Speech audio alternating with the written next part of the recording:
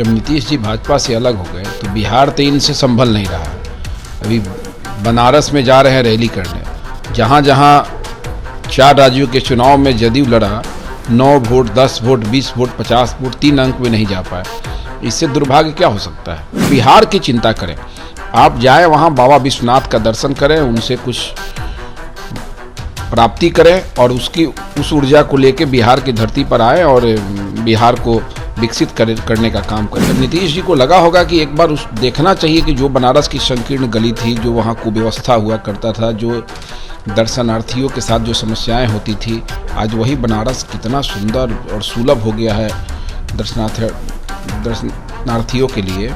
निश्चित रूप से मुझे लगता है कि नीतीश जी रैली के बहाने वहाँ की व्यवस्था जो है, वहाँ माननीय प्रधानमंत्री जी का जो सोच है, यूपी सरकार की जो सोच है, उनका जो क्रियाकलाप है, उसको देखने जा रहे हैं और देख के उसको कहीं हो सकता है बिहार में उतारने का काम करें। लोग उनके रैली को रैली मानते ही नहीं है। कहाँ रैली मानते हैं? बिहार में तो रैली नहीं हो पा रहा है। पकड़ के ले आके भीम संसद में लोगों को पुराए।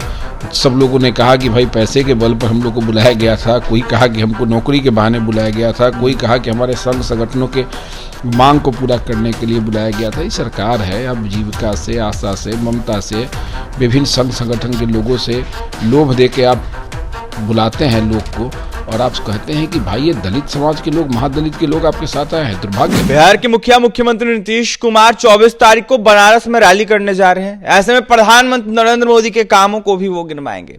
हमारे साथ बात करने के लिए बीजेपी से ढाका विधायक पवन जायसवाल है, जुड़ेंगे, बात करेंगे। पवन जी, बनारस में नीतीश कुमार रैली करने जा रहे हैं। देखा जाए तो प्रधानमंत्री नरेंद्र मोदी का वो क्षेत्र है वर्तमान में संसदीय क्षेत्र, वहां से बिगुल फूकने की तैयारी कर रहे हैं, कामों को भी गिनवाने की बातें हो रही है। कैसे देख रहे हैं? जिस बिहार की जिम्मेवारी बिहार की जनता ने महागठबंधन की सरकार को तो नहीं दिया था, नीतीश कुमार और भाजपा की सरकार को दिया था। जब नीतीश जी भाजपा से अलग हो गए तो बिहार तो इनसे संभल नहीं रहा है। अभी बनारस में जा रहे हैं रैली करने, जहाँ जहाँ 4 राज्यों के चुनाव में जदयू लड़ा, 9 वोट, 10 वोट, 20 वोट, 50 वोट, 3 अंक में नहीं जा पाए। इससे दुर्भाग्य क्या हो सकता है? हम तो माननीय मुख्यमंत्री से आग्रह करेंगे कि बिहार की जनता ने आप पर विश्वास किया था, एनडीए गठबंधन पर विश्वास किया था और अपार वोट देने का काम किया था। आप अलग हैं, अलग रहे, कोई दिक्कत नहीं है, लेकिन आप बिहार की चिंता करें। आप जाएं वहाँ बाबा विश्वनाथ का दर्शन करें, उनसे कुछ प्राप्ति करें और उस ऊर्जा को लेकर बिहार की धरती पर आए और बिहार को विकसित करने का काम करें। मुझे तो लगता है कि नीतीश जी का बनारस यात्रा बनारस के विकास को देखने के लिए हो रहा है।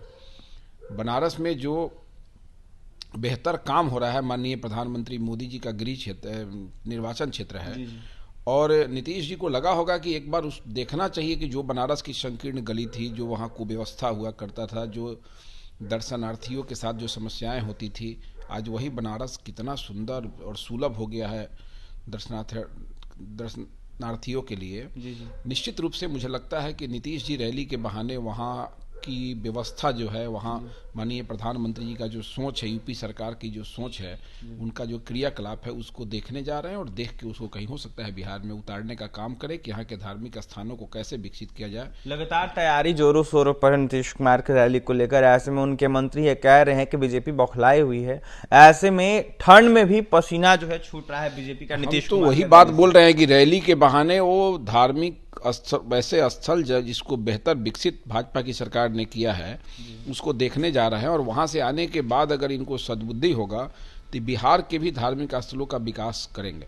नीतीश कुमार के रैली से कोई असर नहीं पड़ेगा? हम लोग तो उनके रैली को रैली मानते ही नहीं है। कहाँ रैली मानते हैं? बिहार में तो रैली नहीं हो पा रहा है। पकड़ के ले आके भीम संसद में लोगों को पुराए।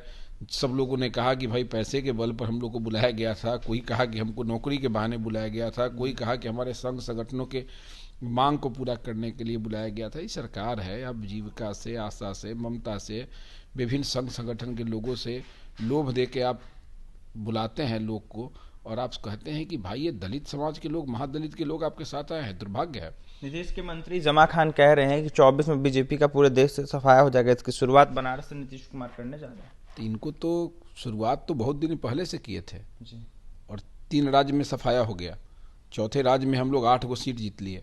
इसलिए ये इन सपनों को नहीं देखें। जमा खान जी क्या बोले हैं भाई, सब मंत्री हैं तो क्या बोलेंगे कि भाजपा का सरकार बनेगा, लेकिन कहना तो ये चाहिए कि गठबंधन बने हुए, INDA गठबंधन बने हुए कितने दिन हो गए, इन लोगों ने इस गठबंधन के बाद कौन सी उपलब्धि हासिल किया है, पूरे देश में कौन सा उपलब्धि हासिल किया है। जब पहला बार ही चुनाव हुआ और टाई फीस हो गया, तो 6 महीना बाद होने वाले चुनाव में तो इनकी और दुर्गति हो जाएगी, क्योंकि वहाँ मोदी जी का चेहरा सामने है। जी देखिए क्या कुछ होगा, देखने वाली बात होगी। लेकिन पवन जायसवाल ने यह साफ कहा है कि नीतीश कुमार की रैली को हम रैली नहीं मानते हैं। ऐसे में बिहार में जब वो रैली की बातें करते हैं, वहां पर लोगों को भ्रमित कर कर बुलाते हैं अपने रैली में और कहते हैं हम रोजगार देंगे, आपका मानदेय बढ़ा देंगे, लेकिन ऐसा कुछ नहीं होने वाला है। नीतीश कुमार बनारस जा रहे हैं, बाबा विश्वनाथ के दर्शन करेंगे। ऐसे में आने वाले 24 में देखने वाली बात यह होगी क्या कुछ होता है। लेकिन पवन जायसवाल ने दावा किया है कि नीतीश कुमार का कुछ भी नहीं हो सकता। और भी तमाम खबरों के लिए NBC 24 के साथ बने रहे। क्या कुछ कहते हैं ढाका विधायक पवन जायसवाल आपने सुना है। बहुत बहुत धन्यवाद।